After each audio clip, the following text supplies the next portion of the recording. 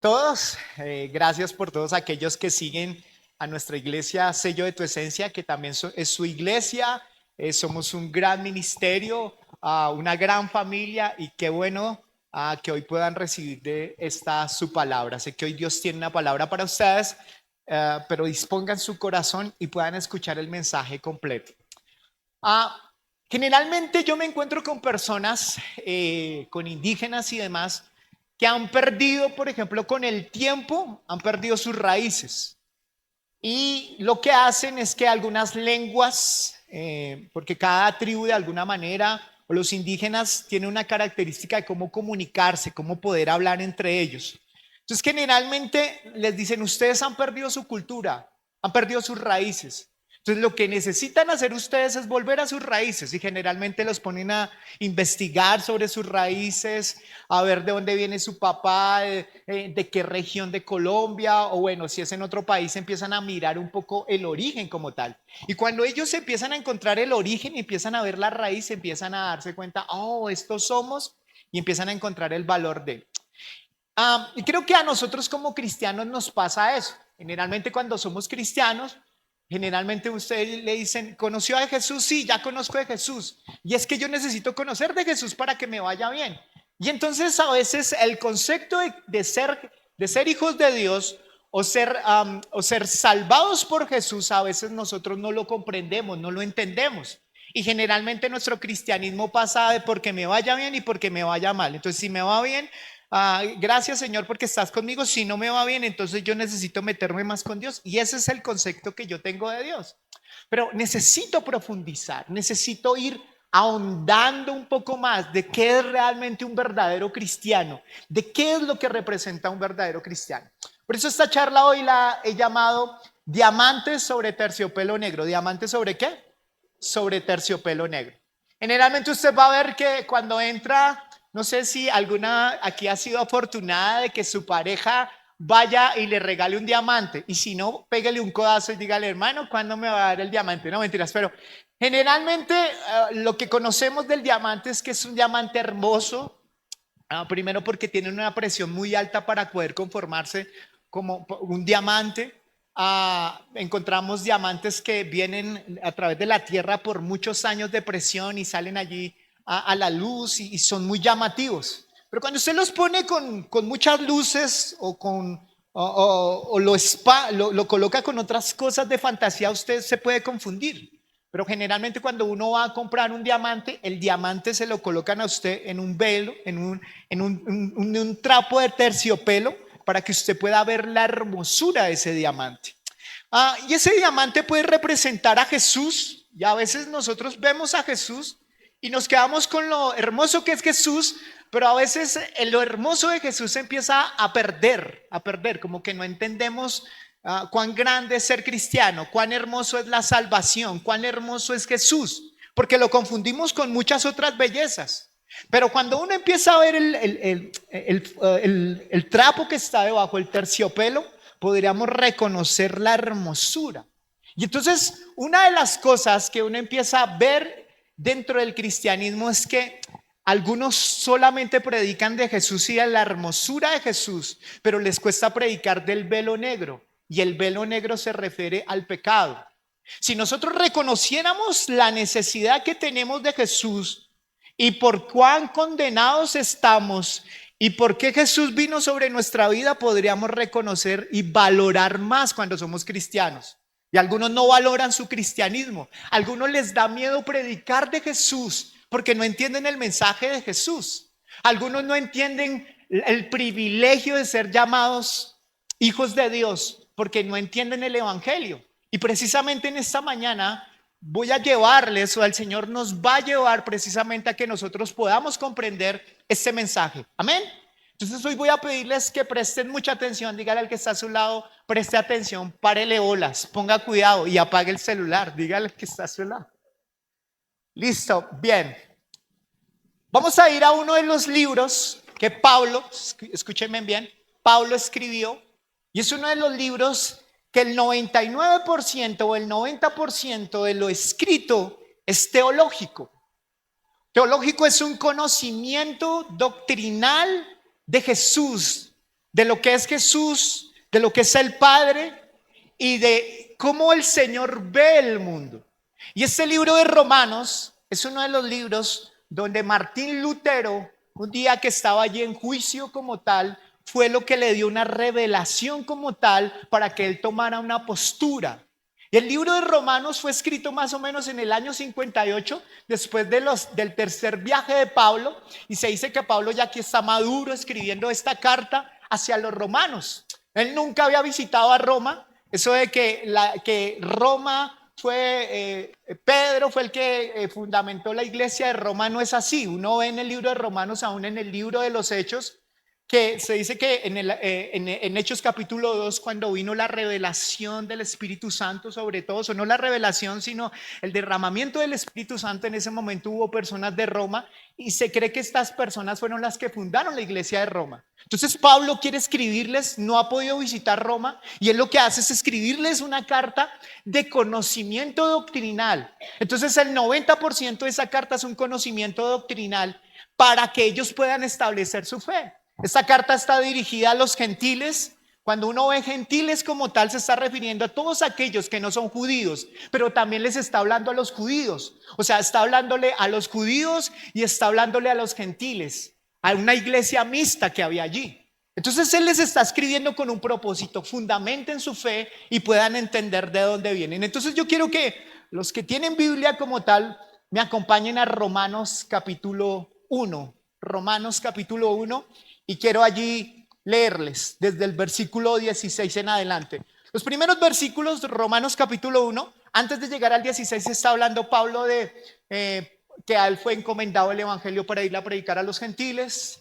Él está diciendo: gracias porque les estoy predicando, porque el Señor me permite darles esta carta, pero también mi deseo es de querer ir a Roma y no he podido ir. Entonces básicamente ahí está hablando un poco de que el mensaje que él tiene, aún los ángeles, aún los profetas del Antiguo Testamento están confirmando ese mensaje. Eso es lo que dice hasta antes de llegar al 18, al 16. Y aquí entra a hablar del versículo base por el cual está nuestro cristianismo, y esto fue lo que Martín Lutero lo hizo cambiar un poco de su pensamiento. Y está en el versículo 16, dice: porque no me avergüenzo del evangelio, pues es el poder de Dios para salvación de todo el que él cree, del judío primeramente y también del griego.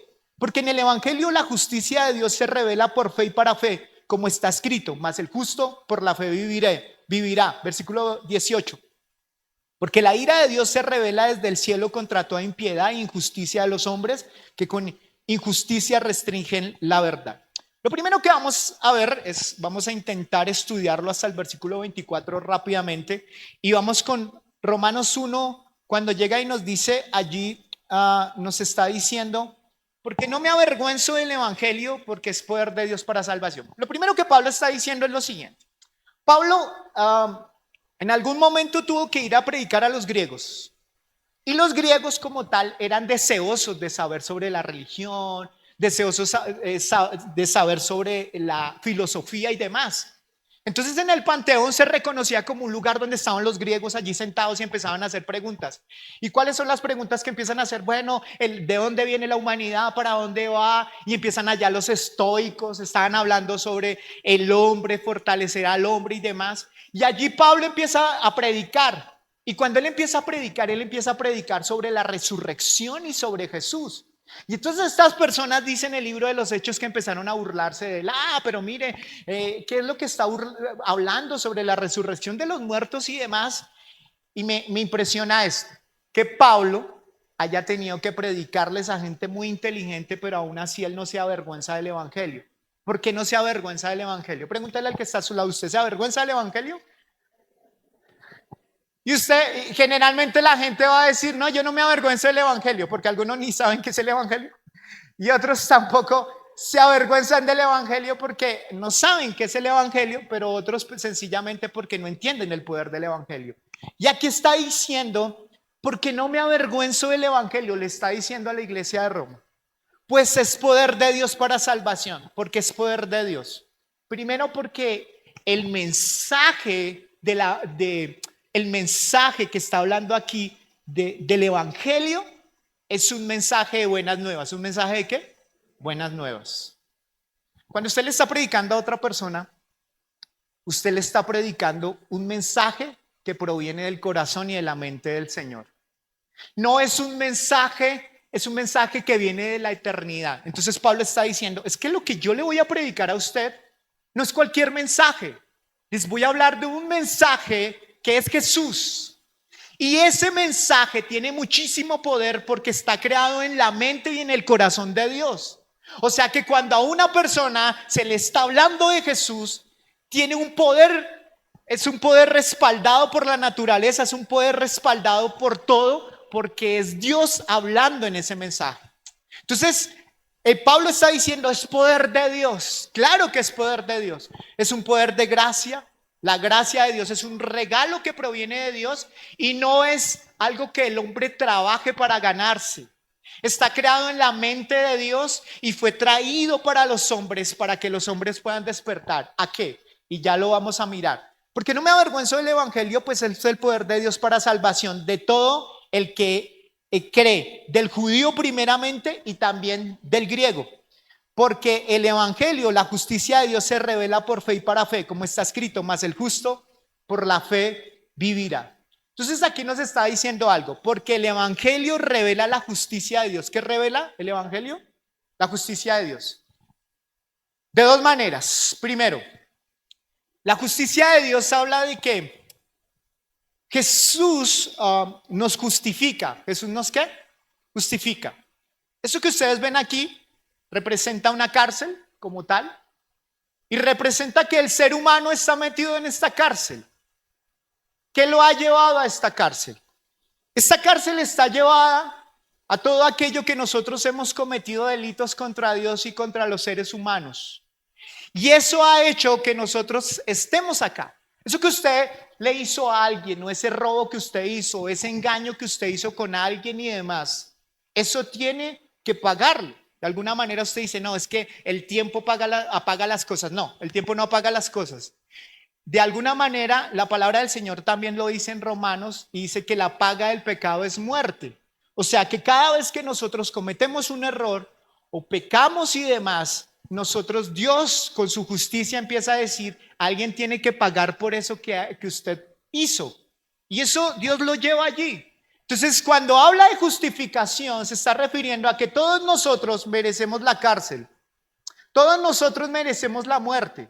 Pero cuando estamos en este lugar, hay una manera para salir de esta cárcel. Y hablamos en un término teológico que se refiere a justificación. ¿A qué se refiere?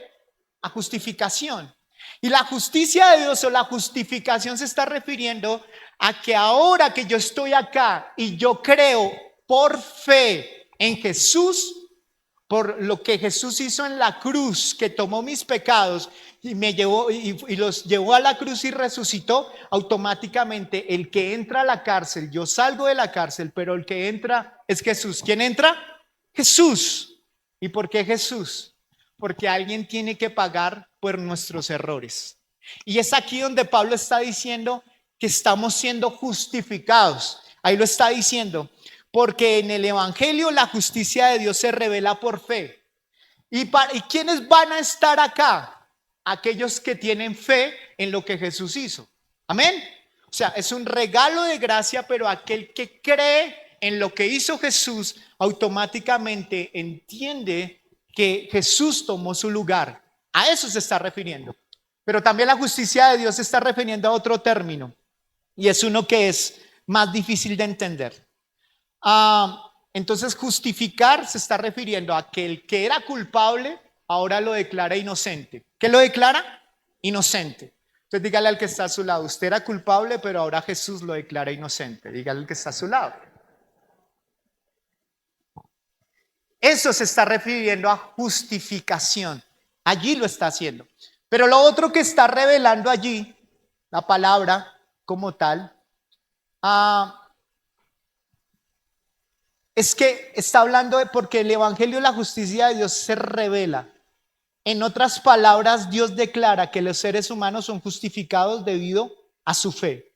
Y justificación es declarar al pecador libre de culpa aun cuando no es inocente. Declararlo justo sin serlo. Ahora, aquí está revelando algo. el Señor está revelando que Él es justo. ¿Qué es justo? Y a nosotros no nos gusta esto. Generalmente uno se queda con que Dios es bueno. ¿Cuántos saben que Dios es bueno? Pero algunos piensan que porque Dios ama, entonces tiene que tolerar la maldad. Entonces es como si usted tiene su esposo o su esposa y se entera que tiene otra persona. ¿Usted no se indignaría por eso? Si una persona descubre que le están engañando y usted no se indigna, ¿usted qué podría ver de esa persona? Que posiblemente no ama a esa persona. O sea, si usted está con su pareja y usted descubre que su pareja está con otra persona y a usted le da igual, ¿usted qué podría pensar? Que no lo ama. Entonces a veces tenemos el concepto de que como Jesús, como Dios es bueno y Dios es amoroso, entonces todo lo malo que yo haga, pues Dios me lo va a tolerar. Pero cuando yo empiezo a pensar que Dios me lo va a tolerar como tal, entonces yo estoy pensando que Dios es injusto. Pero Dios es justo. O sea que Dios no dejará al pecador que no se arrepiente sin un castigo o en un juicio. Las personas cuando van al infierno, Dios no lo lleva al infierno, la persona se va solita. ¿Por qué? Porque sus propios pecados lo llevan al infierno. Amén. ¿Claro con eso? Entonces la justicia de Dios me está mostrando algo aquí. Primero, ese versículo me está diciendo, Jesús toma mi lugar, si yo he creído en Él. Pero lo segundo es que me está mostrando un Dios que tiene un carácter moral. O sea, que Él quiere hacer lo correcto. Carácter moral se está refiriendo a que Él es recto, que Él es justo, que Él es amoroso, que Él da a cada quien lo que le corresponde. Eso muestra su justicia y a veces nos cuesta entender un poco eso. Entonces lo primero que vemos aquí en este versículo es que Él nos está revelando que por Jesús somos salvados, por aquel que cree en Él, por la fe. Y lo segundo que nos está revelando aquí las Escrituras es que Dios es un Dios justo, es un Dios moralmente, tiene una moral como tal. Usted podrá decir, sigamos un poco con la infidelidad. Algunos justifican su infidelidad porque dicen, pastor, es que me enamoré. Yo me enamoré y yo voy a dejar a mis hijos, yo voy a dejar a mi esposa, yo lo voy a dejar. ¿Por qué? Porque me enamoré. Y uno piensa entonces que el amor, no, pues si ama, hermano, pues ¿qué le puedo decir? Y uno piensa que Dios ama de esa manera. Dios no ama de esa manera porque Dios es moralmente, tiene una moral justa. Amén. Es importante que yo pueda reconocer eso. Entonces aquí me está diciendo, versículo 16, porque no me avergüenzo del Evangelio, versículo 17, porque en el Evangelio la justicia de Dios se revela por fe y para fe, como está escrito. Entonces aquí me está diciendo un poco que nosotros como tal necesitamos entender o comprender que Dios es un Dios justo, que la justicia de Dios se revela y la justicia de Dios es el carácter moral de Dios, o sea, tiene un carácter como tal. Recuerdan que usted dice, uy, no, ese tiene un carácter malo, ese tiene un carácter bueno, pero el carácter de Dios es santo y su santidad lo lleva a amar, pero también a ser justo. ¿Claro en eso que les estoy diciendo? Entonces el carácter perfecto de Dios condena al Hijo. Él llega y dice lo siguiente: alguien tiene que pagar por los pecados de la humanidad. O pagan las personas por su pecado y se van para el infierno, o paga quién? Jesús en la cruz. Pero él dice, yo no puedo dejar el pecado del mundo sin un juicio, porque Dios estaría haciendo ¿qué? Injusto, sin miedo, dígale, injusto. Sé que esta clase de mensajes no le gusta a la gente porque dice, ahí como que empieza a decir, pero estoy fallando en esto, estoy fallando en lo otro, o sea que Dios, ¿cómo me lleva allí? Pero déjenme un poco que Romano nos siga explicando sobre esto. Entonces el concepto de justicia está estrechamente relacionado con el juicio y la salvación en la Biblia.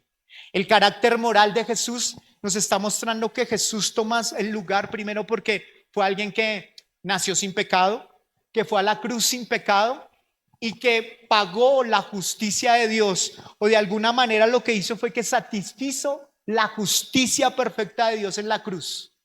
Porque cuando el Padre ve a Jesús en la cruz, allí al llevar los pecados de la humanidad, en ese momento la justicia de Dios fue satisfecha. ¿Fue qué? Satisfecha. ¿Por qué? Porque dice, ya no me debe nada a nadie, porque alguien tomó el lugar que a ti te correspondía. Romanos 1:18 y dice: porque la ira de Dios se revela desde el cielo contra toda impiedad e injusticia de los hombres que con injusticia restringe la verdad. Les voy a hacer una pregunta y usted le va a responder al que está a su lado.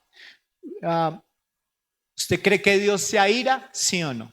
Dígale al que está a su lado.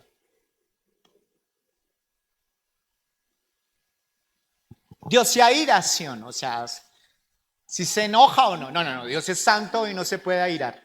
Vamos a mirar y vamos a responderlo aquí en Romanos 1:18. Dice: porque la ira de Dios se revela desde el cielo. O sea, está diciendo que la ira de Dios se revela. ¿Contra quién?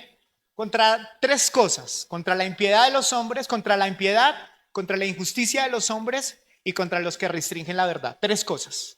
Entonces está diciendo Dios que Dios tiene una ira, pero no es la ira que nosotros reconocemos, que es la ira tumos. ¿Cuál es la ira tumos? La ira tumos es que usted, por ejemplo, va en el Transmilenio y alguien lo empujó y usted le pega un codazo, ¡trin!, lo abrocha allí. No, pero ¿por qué me empuja, vecina? Y usted empieza así. O usted va en la moto y alguien lo cerró y usted, eso ahora hace como el mar rojo se abrió. Usted ya no dice groserías, sino usted ya es más cristiano, ¿no? Usted dice cosas para tratar de cubrir su pecado, pero que se airó, se airó.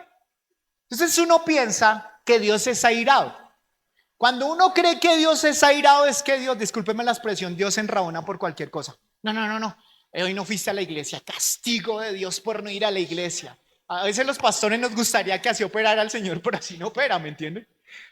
La ira de Dios es una ira diferente. La ira tumos se está refiriendo a una ira que es causada por las emociones. Un enojo, me sacaste la piedra, el tinto no me lo dio caliente y me lo dio frío, y usted empieza a pelear con su pareja, con sus hijos, con su novio, con su novia y demás. Esa es la ira tumos.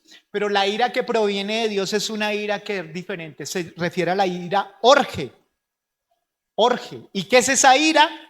Es la ira que se acumula sobre un periodo largo. Miren esto. El Señor llega y les dice a Adán y Eva: de todo árbol pueden comer, no del fruto del bien y del mal. Colocó un fruto allí.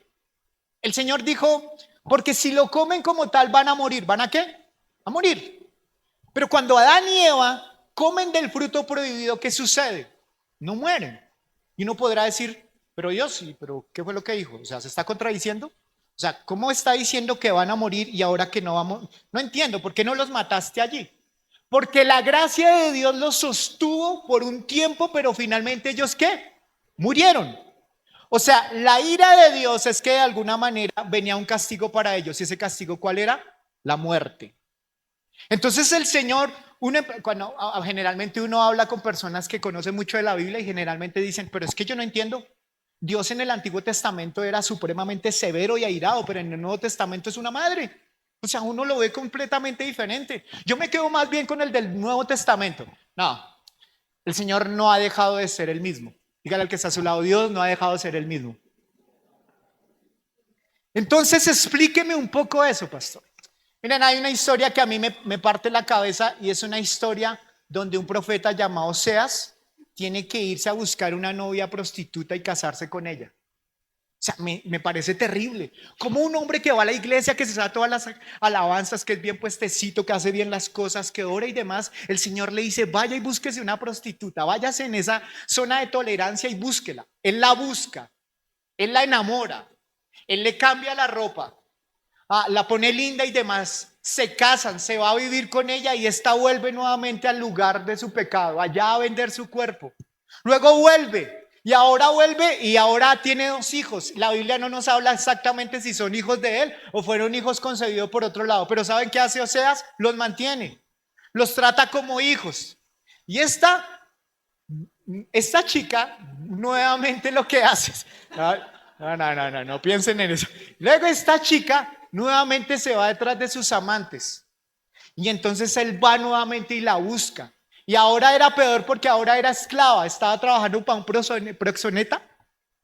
Y él lo que hace es que le da un dinero y ahora la redime, la trae. Y entonces el Señor dice: así es como yo amo a Israel. Imagínense. O sea, Dios es un Dios bueno, bueno, pero entonces, ¿cómo es la ira de Dios? La ira de Dios es que Él aguanta, aguanta, aguanta, aguanta, aguanta y dice, no más, se desata su justicia. Uno lo puede ver en el arca de Noé. ¿Qué pasó con Noé? Noé empieza a predicar, dice en el Nuevo Testamento que él empezó a predicarles a ellos y decirles que venía un diluvio. 120 años este hombre construya y hábleles, construya y hábleles, construya y hábleles. ¿Saben cuántos se pudieron salvar? Solo 8. ¿Qué pasó? La palabra del Señor dice que el corazón de estas personas era perverso, era malo. Y el Señor entonces desata de su ira sobre ellos.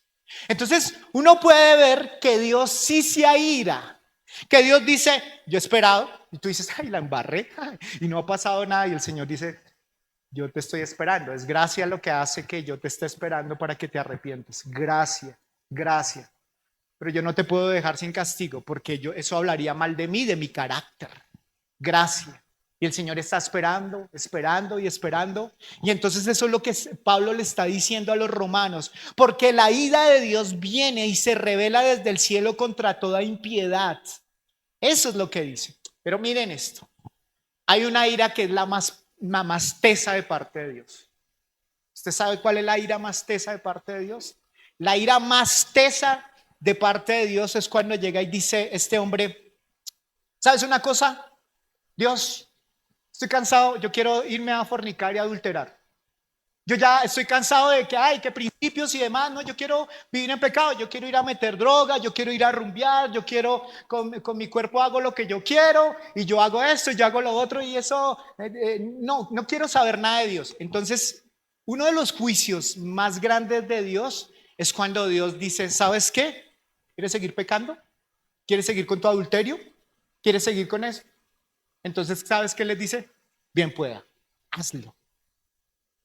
O sea, una de las manifestaciones de la ira de Dios es cuando Dios les está diciendo, te dejo hacer lo que quieras. Y la palabra en Romanos está diciendo que el pecado se ha incrementado y la perversidad en la humanidad porque Dios los está dejando como una manifestación de su ira. Esto cuando yo lo leí se me hizo un nudo aquí en la garganta. Porque es terrible que yo esté pecando, ya no tenga ninguna conciencia del pecado, me valga un comino lo que yo estoy haciendo y me importa lo que Dios diga, entonces yo puedo decir que Dios me dejó. Tremendo. O sea, tremendo llegar a tal punto que el corazón se endurezca de tal manera que el corazón realmente le importe, y es porque Dios lo dejó. La inmoralidad sexual porque ha crecido en la humanidad, porque Dios en su ira los dejó que el hombre hiciera. Ahora, pero pastor, ¿de dónde proviene eso que usted me está diciendo? Pues vamos a mirarlo allí. Entonces, ira tumos, una ira repentina, pero la ira de Dios es la que se acumula sobre un periodo largo de tiempo. Dios siempre en su misericordia espera que la persona se pueda arrepentir. La ira divina no debe ser considerada como un mal temperamento celestial o como que Dios está atacando a los que le caen mal. No es así. Es la repulsión que surge del carácter mismo de Dios hacia todo lo que es una violación a la voluntad de Dios. Alguien hace una pregunta, Parker, explica de esta manera sobre la ira de Dios. ¿Podría un Dios que sin placer tanto con el mal como con el bien ser un buen Dios? Pregúntese eso. Vuelvo y lo leo allí. ¿Podría un Dios que sintiese placer tanto con el mal como con el bien ser un buen Dios? ¿Sería un buen Dios? No lo sería. Y en estos momentos está ahorita yo sé que algunos al escuchar este mensaje dicen, no, ¿cómo Dios se va a irar con la humanidad? Dios se aira con la humanidad. Y yo sé que es más bonito hablarle a la gente de amor. ¿Sabes qué? Jesús te ama. Pero a veces decimos, no todo el tiempo, pero a veces decimos Jesús te ama porque nos da miedo hablarle a las otras personas que están lejos de Dios porque temo ser rechazado. Y nos gusta más hablar del amor de Dios, pero el mensaje debería ser un poco más equilibrado.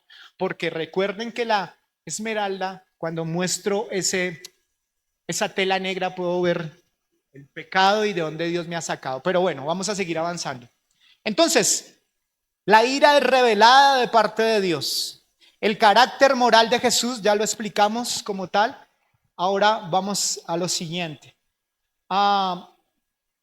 Entonces la peor expresión de la ira de Dios es el abandono. Ya lo leímos. Eso es lo que tú quieres, piensas, no hay ningún problema y lo puedo hacer. Ahora vamos a hablar de las razones de la ira de Dios. ¿Listo? Y quiero que lo miramos en Romanos 1:18. Porque la ira de Dios se revela desde el cielo contra toda impiedad, injusticia de los hombres que con injusticia restringen la verdad. Entonces la ira de Dios se revela en tres razones, por tres razones. La impiedad de los hombres, dígale al que está a su lado, la impiedad de los hombres. Ahora pregúntele, ¿qué es esa vaina? Dígale. La impiedad se está refiriendo a que yo, sabiendo que hay un Dios, reconociendo a Dios, no lo tomo en cuenta para pensar, actuar y actúo como si no existiera Dios. Niega a Dios, no lo toma en cuenta, no espera que está activo, no lo obedece. O sea, sabe que está Dios, pero se niega. No, no quiero escucharte. Ay, no, muy lindo eso. ¿Y cómo lo hace? Lo hace, por ejemplo, cuando empieza a sacar leyes como el aborto. Pastor, y algunos podrán estar acá, yo estoy de acuerdo con el aborto en estas y estas penalizaciones y demás, despenalizaciones. No, la palabra del Señor está diciendo, tú no me tienes en cuenta en tu nación para tomar normas. Tus normas son las humanas. El centro no soy yo, sino el centro es el humano. Y como el centro es el humano, entonces el hombre ha sacado a Dios de la política, ha sacado a Dios y todo el mundo dice, amén, claro que sí, saquen a Dios porque entonces somos una sociedad laica y demás, pero el Señor está diciendo que Él está enojado y tiene una ira contra todo aquel que sabiendo que hay un Dios lo quiere negar. La impiedad de los hombres es niega a Dios a propósito. Y ya voy a hablar del tercero que se parece a este, pero es el que no le quiere obedecer a Dios. Lo segundo dice, se revela desde el cielo contra toda impiedad e injusticia de los hombres. Él está enojado contra todos aquellos que cometen injusticias contra el otro. Contra aquel que roba a su compañero, con aquel que le está robando su mujer o su esposo a su a su amigo, a su amiga o al desconocido, aquel que utiliza la manipulación y demás en contra de su propio hermano, aquel que se declara inocente cuando no lo es. La injusticia se está revelando a través de todo aquello que el hombre hace en contra del mismo hombre. El Señor está enojado por eso. Amén. Porque Dios nos ama. Si usted dice amar a los bebés y usted está de acuerdo de alguna manera con el aborto y demás, y que vayan a un niño y lo saquen y demás, pues ahí hay algo que no concuerda muy bien. Posiblemente hay otro concepto más en usted que en el propio Dios. Entonces allí está diciendo que el Señor está enojado con ello. Y lo tercero dice, contra los que restringen la verdad. ¿Contra quiénes? Dígale al que está a su lado, contra los que restringen la verdad. ¿Y qué es restringir la verdad? Perdón, dígame porque aquí. Lo primero es que están restringiendo la verdad porque ¿cuál verdad están restringiendo? La existencia de Dios y los atributos de Dios. ¿Cómo así, pastor? O sea, el Señor es tan airado o enojado contra todo aquel que sabe que Dios existe, pero hace todo para negarlo. Aquel que ve los atributos de Dios y niega los atributos de Dios, porque algunos atributos Dios los ha mostrado. ¿Y cómo los muestra? Dice, versículo 19, porque los que se conoce acerca de Dios es evidente dentro de ellos, pues Dios se lo hizo evidente. Porque desde la creación del mundo sus atributos invisibles, su eterno poder y divinidad se han visto con toda claridad, siendo entendidos por medio de lo creado, de manera que no tiene excusa. Le está diciendo lo siguiente: usted, hombre, no me venga a mí a decir que no existe Dios. No, pero yo sé que no existe Dios. Él llega y dice, yo me revelé a través de lo creado. ¿A través de qué? Lo creado. Él está diciendo, la naturaleza grita que hay un creador. La persona que está a su lado, fea o bonita, creo que todos son bonitos, ¿cierto? Al que está a su lado, ese fue creado por Dios. Entonces, querer negar a Dios es forzoso. Alguien en la teología, cuando hablamos de la teología, ya creemos, o en la filosofía se cree en el relojero. Hay un relojero. ¿Quién es el relojero? El que ese reloj que le llegó a usted tuvo una mente como tal para cuadrar cada una de las cosas allí que están para que funcione un reloj. Entonces el Señor está diciendo, usted, señor ateo, usted sabe en su corazón que yo existo, pero usted quiere negarme. Dios se lo ha revelado de dos maneras. Primero lo dice que se los ha revelado a su conciencia, a su corazón. ¿Que se lo ha revelado en dónde?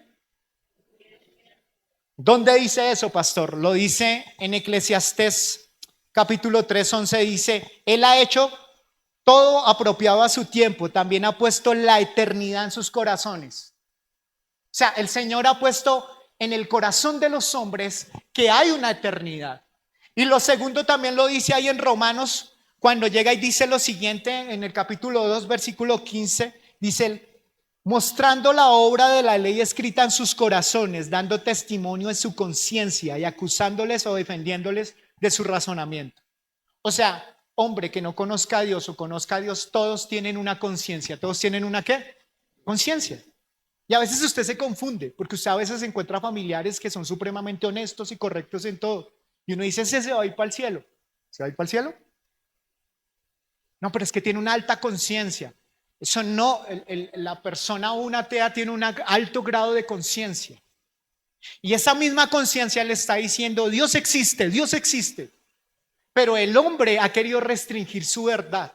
Si usted no conoce eso, cuando usted se pare a hablar con una persona que es atea y empiece a darle sus argumentos y argumentos, usted a veces se deja llevar por el argumento. Porque la persona necesita argumentos en sus razonamientos para negar a Dios.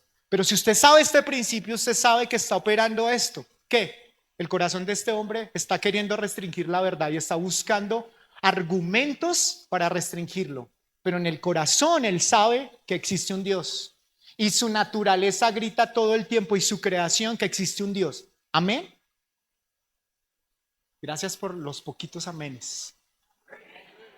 No, pero en esto es necesario que usted pueda ahondar si no lo cree. Porque posiblemente estamos sentados ante personas que les cuesta. Pero la palabra del Señor está enseñándonos precisamente esto. ¿Amén? Resulta que aquellas personas que estaban estudiando el átomo generalmente tiene tres partículas como tal, que es el protón, el neutrón y el electrón. Resulta que los científicos empezaron a trabajar con el átomo como tal y ellos conocían esas tres partículas, pero ellos decían, es imposible que esté funcionando el átomo con estas tres partículas, hay otra partícula que les falta. Y entonces, sin conocer la partícula, le dieron un nombre. Se llamó neutrino. ¿Cómo se llamó? Neutrino. Y dijo, es imposible que estos tres no tengan un cuarto.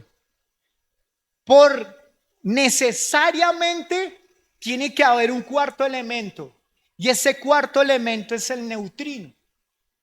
Y con el tiempo, después de unos años, pudieron encontrar, dar la masa, buscar, pesarla y demás, para darse cuenta que sí había un ¿qué? Neutrino. Entonces, a fuerza nos está diciendo que lo mismo opera con Dios, aún lo invisible que era el neutrino, pero lo visible estaba manifestando que había un neutrino. ¿Había un qué? Neutrino. O sea, me está diciendo esto, que sí, lo que está creado y la conciencia del hombre todo el tiempo nos está diciendo que existe un Dios. Si la tierra está acá y el sol está acá, nos dice que si se acercara un poco más, la tierra se tostaría como tal. ¿Quién sostiene la tierra? ¿Quién sostiene el sol de tal manera, solamente la mente de un relojero como tal? Si la llega a alejar un poco más, nos morimos nosotros de frío. ¿Quién puede llegar a manifestar todo eso? Lo creado. Pero el hombre se ha envanecido y ha dicho, aquí no hay creador. Y miren lo que dice allí, porque versículo 19, porque lo que se conoce acerca de Dios es evidente dentro de ellos, pues Dios se lo hizo evidente. Porque desde la creación del mundo sus atributos invisibles, su eterno poder y divinidad se han visto con toda claridad, siendo entendidos por medio de lo creado. ¿Por medio de qué? De lo creado. De manera que no tiene excusa. Eso es lo que nos está diciendo allí. Ahora, usted va a ver, hay algunos ejemplos como hombres que han negado al Señor. Aristóteles negaba a Dios, su existencia, pero al final de sus días dice: causa de las causas, apiádate de mí. O sea, si yo estoy acá es por una causa. ¿Cuál es la causa? Porque estoy acá, ya debe haber un origen como tal. Aristóteles decía: sí hay una causa, pero si las moscas, si hay Dios, apiádate de mí. Lo mismo sucedió con el presidente Brezhnev de Rusia, un presidente que su esposa estaban allí allí dispuestos a llevarlo para el cementerio como tal, y lo último que ella hace es le echa la bendición al ataúd. Y los periodistas que estaban allí como pilosos fueron y le preguntaron: venga, pero si usted no cree en Dios, ¿por qué hizo eso? Dijo: por si las moscas, porque uno no sabe. Todos los hombres de alguna manera sabemos que hay un Dios, y a veces nosotros lo queremos negar, pero la existencia de Dios es evidente para los hombres. Amén. Ahora, Romanos 1:21. Pues aunque conocían a Dios, no le honraron como a Dios ni le dieron gracias, sino que se hicieron vanos en sus razonamientos y su necio corazón fue entenebrecido. Ahora, ellos dicen: el Señor está airado por ellos porque no le honraron y no le dieron gracias a Dios. ¿Por qué? Porque al no creer en Dios, o creer pero negar de su existencia, entonces lo que hacen es que no le honraron. La palabra honra es que debemos entender que es un lugar privilegiado. ¿Un lugar qué? Privilegiado. Hace 8 días hablábamos de honrar a la mamá. Y honrar a la mamá no es tratarla como igual, sino es entender que tiene un lugar privilegiado. Entonces, aquí está diciendo: Dios se enojó contra el hombre porque el hombre no ha honrado a Dios. Y al no honrarle y darle lugar, lo consiguiente es que no le agradece. ¿No le qué? Agradece. Entonces, ¿qué está pasando? Si usted no le agradece a Dios es porque sencillamente usted cree que usted fue creado, que usted todo lo que tiene ha sido por su esfuerzo y demás, y que usted se va a morir y listo y ya. Entonces, cuando usted saca a Dios de su vida, una de las cosas que manifiesta es la falta de gratitud hacia Dios. Y recuerden que enseñábamos el mes pasado que la falta de gratitud se manifiesta de varias razones. Una cosa es ser agradecido y otra cosa es estar agradecido. Estar agradecido todos estamos, pero ser agradecido más bien y manifestar gratitud es diferente. Porque ser agradecido es hacer cosas para demostrar agradecimiento con Dios. Entonces el hombre que se ha encargado de restringir la verdad de Dios dice: yo me hice solito, yo lo puedo. Yo puedo con este estudio solo, yo puedo trabajar solo. Y una de las cosas que vemos en este tiempo es precisamente la autosuficiencia del hombre. ¿Qué es lo que está enseñando ahorita el hombre? Básicamente usted entra a las redes y puede enseñar lo siguiente: usted lo que necesita es ser una persona empresario. Usted no sea esclavo de los burgueses. Usted lo que necesita es empezar a desarrollar su propio negocio. Usted lo que necesita es empezarse a desprender de las personas que piensan igual como usted. Usted necesita empezar a ser solo. Además, haga ejercicio, mucho ejercicio. Y si la vieja usted no lo valora, pues échela, ábrala como el mar rojo. Suerte es que le digo. Y así usted va a tener una vida plena y feliz. Es lo que nos están enseñando en estos momentos. Y el hombre ha creído esa verdad y ha sacado a Dios de su vida. Y lo está enseñando cada vez más a ser egoísta.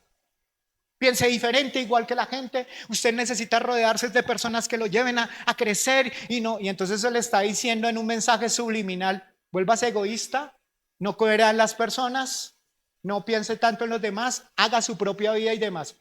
¿Saben de lo que les estoy hablando? No está restringiendo yo no le estoy diciendo que está mal que haga deportes, hágalo. Necesita cuidar el templo que Dios le dio. Necesita ser hábil con los negocios, claro, porque creo que algo que le ha faltado en nuestra educación ha sido educarnos con una inteligencia emocional, pero también con educación en las finanzas. Necesitamos aprender eso, pero el problema es cuando lo hacemos con razones egoístas. Algunos hacen eso, ¿saben por qué? Porque la esposa o la novia lo dejó. Ahí sí se dedican a ellos, hacen deporte, así empiezan a hacer una serie de cosas. Porque lo que realmente su motivación es una motivación egoísta y no la motivación de Dios. Pero lo que va a llenar su vida no es el deporte, es Dios. Lo que va a llenar su vida no es tener una pareja ideal, es Dios. Y ahí vamos a ver cuáles son las consecuencias. Entonces está diciendo, no lo honraron y no le dieron gracias a Dios. O sea, se empiezan a mostrarse las consecuencias. Versículo 22, profesando ser sabios se volvieron necios.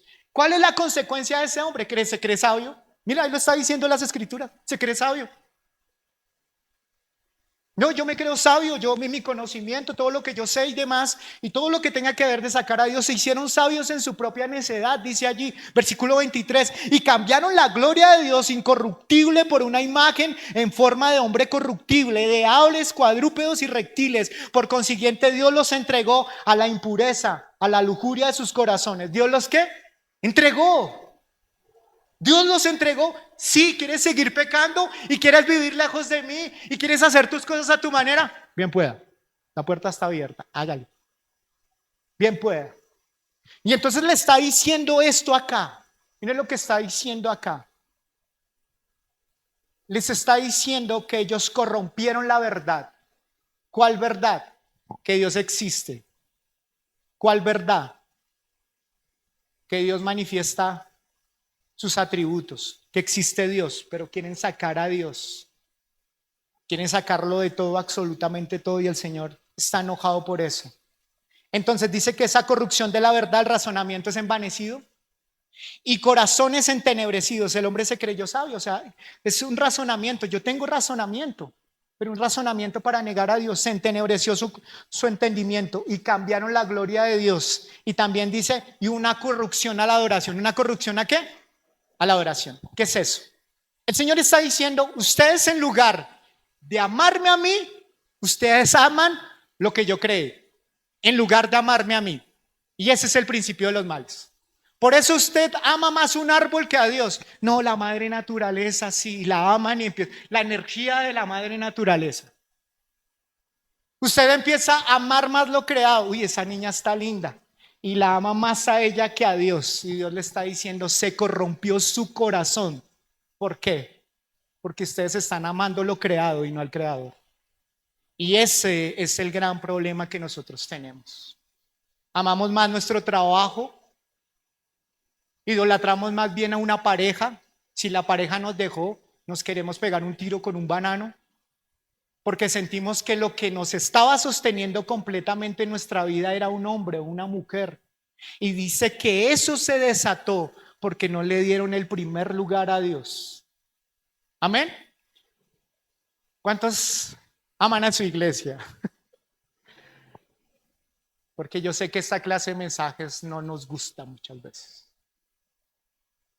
Y está diciéndome acá que se corrompió la adoración a Dios. La adoración se está refiriendo a dar tributo. La palabra impío es alguien que carece de adoración, de reconocimiento, de honra a Dios. Entonces aquí la adoración se corrompió. ¿Quién merece toda nuestra adoración? Dios. Pero se corrompió producto del razonamiento del corazón de la gente que quiere negar a Dios. Eso es lo que el Señor nos está allí enseñando. Está diciendo que hay una corrupción de sus propios cuerpos. ¿Dónde lo dice?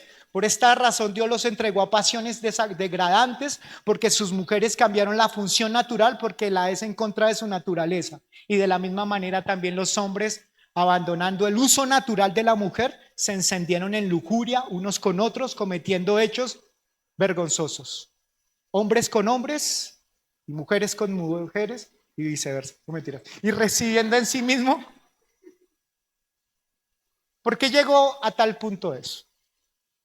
La escritura me lo está diciendo claramente. El Señor los dejó y ellos escalonaron en su pecado. Y producto de restringir el corazón de ellos, llegaron a tal punto de la corrupción de sus propios cuerpos. Eso me lo está diciendo la escritura Romanos capítulo 1, versículo 26 en adelante. Amén. Entonces, voy cerrando. Un segundo que el celular se me perdió. Bien, voy de tiempo. Entonces, ¿qué podríamos concluir de todo esto? Lo primero que yo tengo que concluir hoy y ir mirando ahí Romanos, les pido ojalá que lo siga leyendo y demás. Este libro lo estamos estudiando más de fondo con los miércoles en la reunión, para los que quieran estar allí. Pero aquí nos está manifestando algunas cosas. Que el evangelio es una muestra de amor. ¿Por qué? Porque como el hombre está lejos de Dios, miren esto por favor, no se pierdan.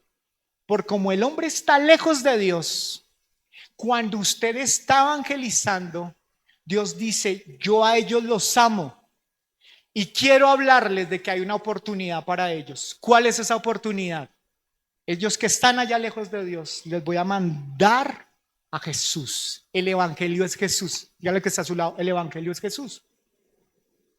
Entonces, cuando usted está predicándole a Jesús, usted no es, oiga, quiere aceptar a Jesús como su Señor y Salvador. No, mira, yo no creo en Dios, nada, yo para qué voy a predicar algo, yo no sé qué, fue que el pastor a mí me mandó y no sé qué. Usted no entiende la razón de lo que es predicar el evangelio. Predicar el evangelio es a un poconón de personas que están lejos de Dios, que necesitan escuchar a Jesús para que ellos puedan primero salvarse de la ira y el enojo de Dios y entrar en la oportunidad que Dios les está dando para que puedan vivir la vida eterna con Dios. Amén. Pero no lo entendemos. Si yo entendiera que yo merecía estar en esta cárcel, si yo entendiera que merecía la condenación eterna y que alguien me salvó, yo empiezo a darle gracias y empiezo a entender que tengo un lugar privilegiado como un hijo de Dios y que no depende de las emociones. ¿Cuántos dependen de las emociones? Hoy vinieron a la iglesia porque, ay no, por fin voy esta semana. O fue una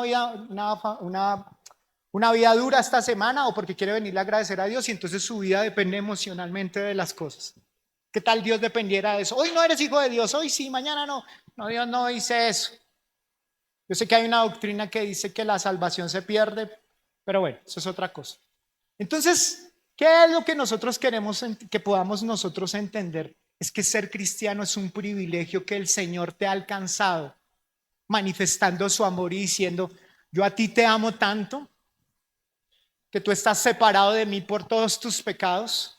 Yo lo que voy a hacer es que Jesús, cuando te hablen de Jesús, es una oportunidad para que entiendas que mi misericordia y mi amor están sobre tu vida.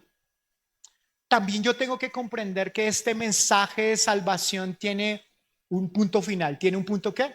Final. Un punto final es que va a llegar un momento donde el Señor dice, ya no más gracia, ya no más.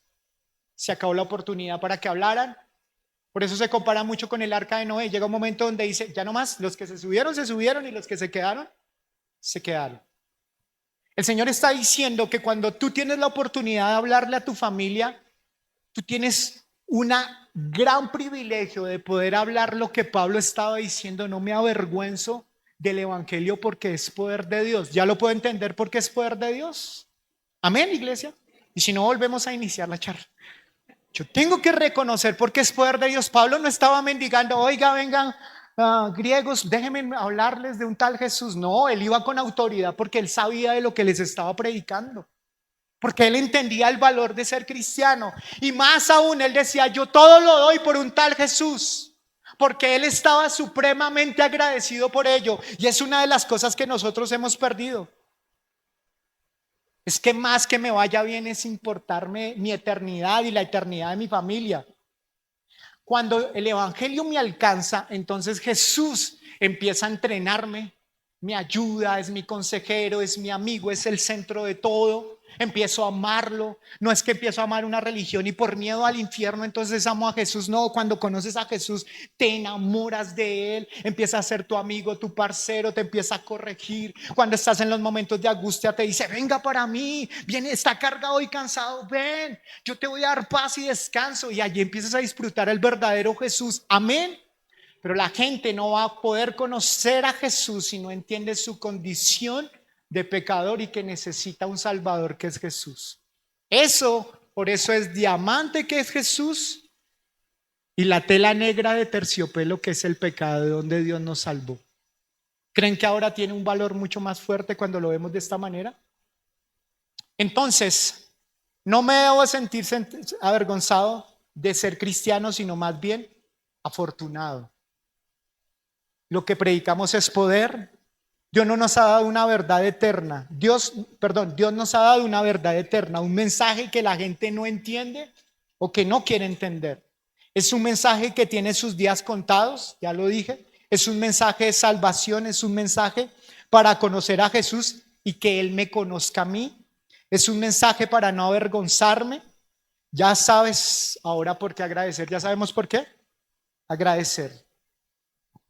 Ya sabes por qué honrar. Cuando ahorita la canción que ustedes estaban, yo estaba mirando a algunos y te agradezco, Señor. Yo no sé por qué, pero yo le agradezco al Señor y todos pedaleando con la misma canción.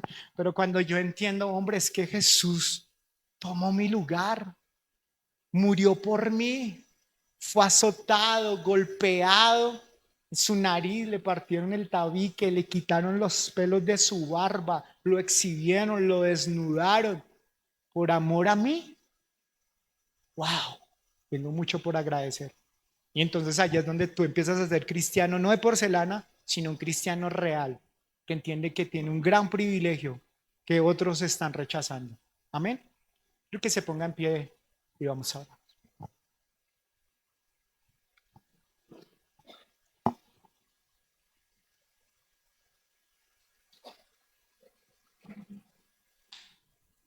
Quiero darles gracias a todos aquellos que hoy pueden escuchar este mensaje. Ojalá lo puedan escuchar una y otra vez, para que Dios pueda profundizar en sus vidas. Posiblemente hoy estás pasando por un momento, una dificultad, pero lo primero para pasar esa dificultad es poner a Dios en el primer lugar donde le corresponde para que Dios pueda luego sanar tu corazón. Un abrazo, Dios les bendiga, Dios los guarde, bendiciones.